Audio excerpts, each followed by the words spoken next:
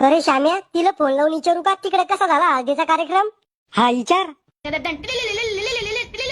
Yellow, काय चालू आहे? जाने मन कोण आहे? खेबड्या, तो बहिणीचा होणारा नवरा आहे. बोमला दाजी, काय म्हणता? अरे बिना गुळ्या, तो ऐशी काही काम नाही, तिच्याकडे फोन दे. मला सांगा ना काय काम येतं, मी सांगतो ना ताईला. असं का? एक चुम्मा पाहिजे होता. थांबा दाजी, ताईकडे फोन देतो. ताई, तो भाड्याचा म्हणजे नवऱ्याचा फोन आहे. येल्लो, बोमला, कवा मी फोन तुला दिले का त्या खर्जुल्याला दिले? मला दिले. मग त्याच्याकडे कस करायचो का अभि फोन? त्यो गेम खेळायला घेतो फोन. लहान आहे त्यो, त्याला काय समजतं अजून एवढं? आता जर दुसऱ्या बायचीन त्याला फोन उचलला ना तर तिथे येऊन कानाखाली मारीन मी त्याच्या.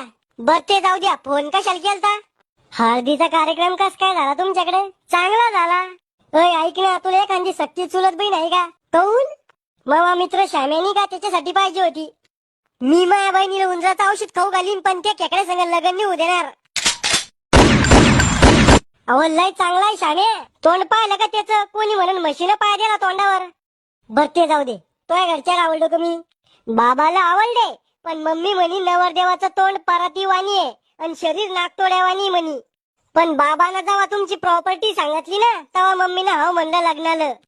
मला आज माहित झालं की मग नागतोड्यावानी शरीर आहे आणि परातीवाणी तोंड आहे म्हणून.